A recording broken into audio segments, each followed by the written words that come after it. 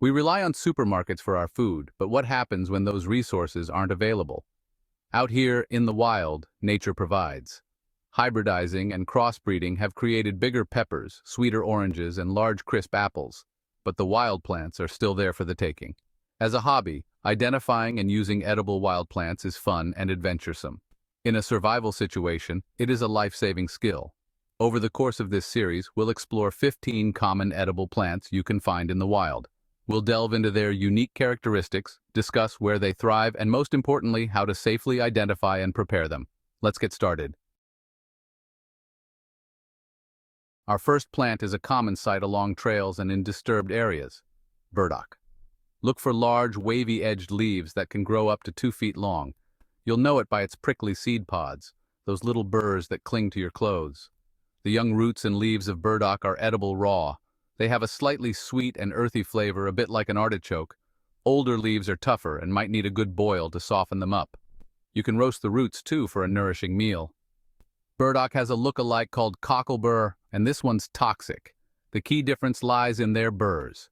Burdock burrs are hooked, while cocklebur burrs are covered in spiny prickles. Positive identification is paramount. Bamboo, the giant grass, symbolizes strength and resilience. It's a survivalist's goldmine, providing sustenance, shelter, and tools. Look for young shoots. They're the tastiest. Boiling removes bitterness. They have a mild, artichoke-like flavor. Hollow stems are nature's cooking vessels. Fill a section with water and greens and cook over fire. Some bamboo varieties contain toxins. Deep in the heart of the forest, you might stumble upon a splash of vibrant orange, the wood lily. Look for its distinctive 6-petaled flowers, a fiery orange with dark spots. Both the flowers and seeds of the wood lily are edible. You can eat them raw for a quick energy boost, or boil them for a more palatable meal. They have a slightly peppery, somewhat tart flavor, a welcome change from the blandness of many wild edibles. The wood lily has many cousins in the lily family, and not all are edible. Some can cause stomach upset if ingested. Make sure you've correctly identified it. Venturing into warmer climates? Keep your eyes peeled for wild bananas. These aren't your supermarket variety. They're smaller, more fibrous, and packed with hard seeds. But they're a valuable source of energy when you're on the move. Look for bunches of green bananas. They're perfect for cooking. Peel away the tough outer layer, chop them up, and boil them until tender. They'll have a starchy, less sweet flavor compared to their cultivated cousins. Ripe, yellow bananas can be eaten raw, but be warned, those seeds are rock hard. Preparation is key. The desert can be harsh, but it is also home to resilient survivors like the prickly pear cactus. Look for its flat, pad-like stems covered in spines. It holds a treasure trove of moisture and nutrients. The bright red fruits are edible raw. Remove the spines, then bite into the juicy flesh. It has a mild, slightly sweet flavor. The pads are edible too, but need more work. Remove the spines, then peel away the tough outer layer. The inner flesh can be boiled or roasted. Always wear gloves to protect your hands. Walking through a meadow, you've probably encountered red clover with its cheerful, round, purple flower heads. It's a common sight, often overlooked, but it holds a surprising secret. It's edible. The flowers are the tastiest, with a slightly sweet, almost pea-like flavor. You can eat them raw, sprinkle them on salads, or even steep them in hot water for a forager's tea. The leaves are edible too, but they have a slightly bitter taste. Boiling them can help reduce the bitterness. The roots, while edible, are tough and fibrous. They're best roasted or boiled for an extended period. The coneflower, with its vibrant daisy-like blooms, is a familiar sight in gardens and meadows. But did you know that this beautiful flower is also a source of both medicine and food? The petals of the coneflower can be eaten raw, adding a splash of color and a slightly sweet floral taste to salads. The leaves are edible too, though they have a slightly tougher texture.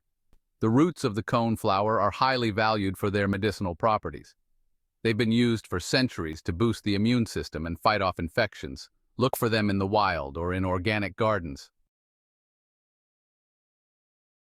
The ocean holds a surprising bounty of edible treasures, and kelp is one of them. This seaweed, with its long, ribbon-like fronds, is a powerhouse of nutrients, rich in vitamins, minerals, and antioxidants. You can eat kelp raw, but it has a rather chewy texture. It's often dried and added to soups and stews where it adds a savory umami flavor. When harvesting kelp, it's crucial to choose plants that are submerged in clean, unpolluted water. Avoid kelp that has washed ashore as it may have been exposed to contaminants. Only take what you need and leave the rest to ensure sustainability. Often dismissed as a pesky weed, the dandelion is a nutritional powerhouse and a versatile edible. Every part of this sunny yellow flower is edible, from its roots to its blooms.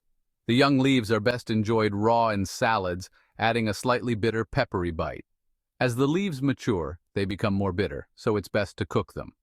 Sauté them with garlic and olive oil for a simple side dish. The flowers are a cheerful addition to salads and can be used to make wine or jelly. The roots, roasted and ground, make a caffeine-free coffee alternative. Avoid areas treated with pesticides or herbicides. Curly dock, with its long, wavy leaves and unassuming appearance, is often overlooked as just another weed. The young leaves of curly dock are best eaten raw, adding a lemony, spinach-like flavor to salads. As the leaves mature, they develop a slightly bitter taste, so it's best to cook them. Sauté them with garlic and olive oil, or add them to soups and stews. The seeds of curly dock are edible as well, though they're quite small and fiddly to harvest. Choose plants that are growing in clean, unpolluted areas. The hazelnut, encased in its hard, woody shell, is a testament to nature's ingenuity. This small but mighty nut is packed with flavor and nutrition, making it a prized find for foragers. Look for hazelnut trees in wooded areas, their branches laden with clusters of nuts encased in leafy husks. The nuts are ripe when the husks turn brown and the nuts inside rattle slightly when shaken. You can eat hazelnuts raw, enjoying their sweet, buttery flavor, or roast them to enhance their richness. Always leave some behind for wildlife. The lobster mushroom, with its vibrant orange hue and seafood-like flavor, is a prized find for mushroom enthusiasts. Unlike other mushrooms that grow from the ground up, the lobster mushroom is actually a parasitic fungus that grows on other mushrooms. It envelops its host, turning it a bright orange-red color. Lobster mushrooms can be eaten raw, but their flavor is best appreciated when cooked. Sauté them with butter and herbs, add them to pasta dishes, or use them to make a creamy mushroom soup. Many mushrooms are poisonous and difficult to distinguish from edible varieties. Consult with an expert before consuming any wild mushrooms. The elderberry, with its clusters of dark purple berries, has a long and storied history, both as a food source and a medicinal plant. Its berries and flowers have been used for centuries to make jams, jellies, wines, and remedies for colds and flu. Elderflowers, with their delicate, lace-like appearance and sweet floral aroma, are a delight to behold. Elderberries should never be eaten raw. They contain a toxin that can cause nausea and vomiting. Cooking the berries neutralizes the toxin, making them safe to eat. Elderberry syrup, made with cooked berries, honey, and spices, is a popular remedy for colds and flu. Make sure to correctly identify the plant. The stinging nettle, with its heart-shaped leaves covered in tiny, stinging hairs, may seem more like a foe than a friend. But don't let its prickly demeanor deter you. The young leaves of stinging nettle are best harvested in the spring before the plant flowers. Wear gloves to protect your hands from the stinging hairs. Once cooked, the stinging nettle loses its sting and transforms into a culinary delight. You can use stinging nettle leaves in much the same way you would spinach. Add them to soups, stews, stir-fries, or blanch them and sauté them with garlic and olive oil. Always cook stinging nettle before eating it. Watercress, with its vibrant green leaves and refreshing, peppery flavor, is a welcome find for foragers. This aquatic plant thrives in cool, flowing water, adding a touch of wildness to salads and sandwiches. Look for watercress growing in shallow streams, its stems trailing in the water. Harvest the leaves and stems, leaving the roots intact to allow the plant to regenerate. Watercress is best eaten fresh, so try to find it near your campsite or hiking trail. You can eat watercress raw, enjoying its crisp texture and peppery bite, or add it to salads, sandwiches, or soups.